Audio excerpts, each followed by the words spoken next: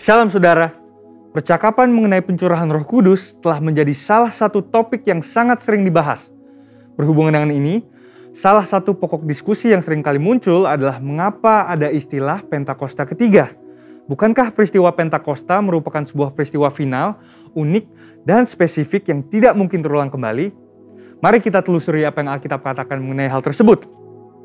Insan Pentakosta memahami bahwa pencurahan Roh Kudus bukanlah sebuah peristiwa yang final dan yang tidak mungkin terulang lagi, melainkan sebagai penggenapan awal dari janji Bapa, yakni pencurahan Roh Kudus sebagaimana juga telah dinubuatkan dan perjanjian lama, yaitu yang masih dan akan terus berlangsung sampai kedatangan Tuhan Yesus yang kedua kalinya. Alkitab pun menunjukkan, meskipun tidak semua, tetapi ada nubuatan tertentu di mana penggenapan dari nubuatan tersebut terjadi berulang kali.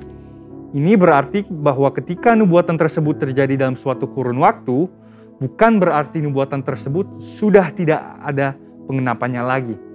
Justru penggenapan awal dari sebuah nubuat berperan sebagai model atau contoh yang menunjukkan betapa luar biasanya potensi dari penggenapan itu nantinya.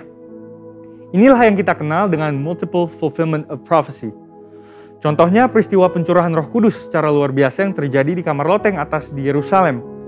Pada waktu itu, kejadian ini sangat dramatis sehingga menarik perhatian banyak orang yang saat itu sedang berziarah ke Yerusalem untuk merayakan hari raya Yahudi. Namun, apakah ini merupakan penggenapan akhir dari nubuatan Yoel?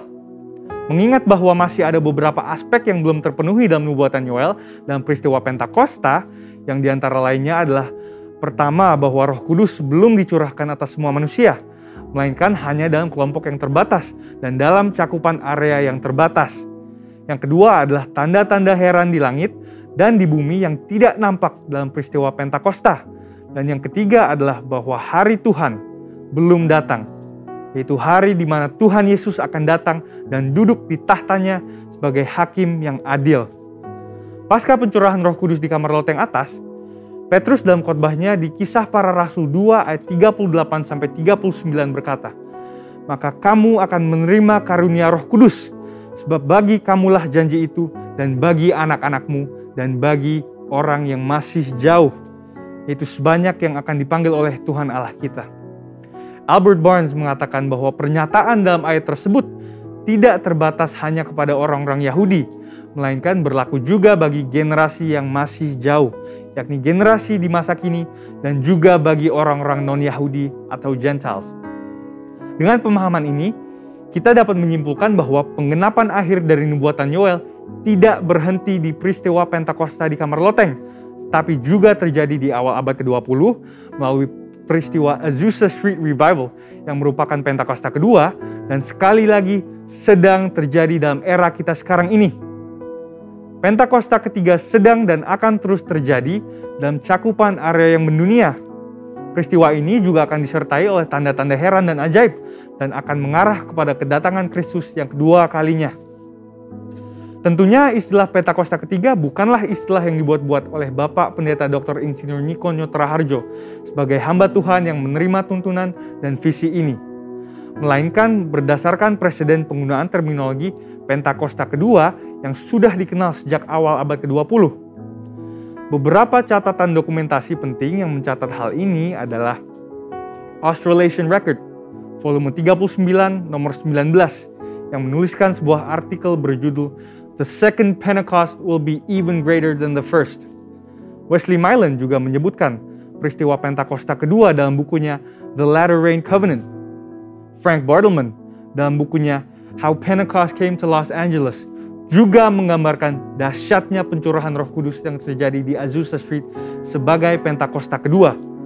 Dan buku Passover, Pentecost, and Parousia, di mana yang menjadi editor adalah para profesor aliran Pentakosta dari Pentecostal Theological Seminary, juga menyebutkan Azusa Street sebagai Pentakosta kedua. Jadi, dengan adanya presiden terminologi Pentakosta kedua ini, maka jika seseorang menolak Pentakosta ketiga atas dasar bahwa Pentakosta tidak berulang, itu artinya dia juga menolak Pentakosta kedua, yang sama dengan menolak gerakan Pentakosta secara keseluruhan. Tentunya, untuk sebuah kegerakan bisa disebut sebagai peristiwa Pentakosta, ada 3 kriteria yang harus dipenuhi. Yang pertama adalah peristiwa Pentakosta bersifat masif, ekspansif, dan multi-etnis. Yang kedua adalah penekanan terhadap bahasa roh dan manifestasi kuasa Roh Kudus.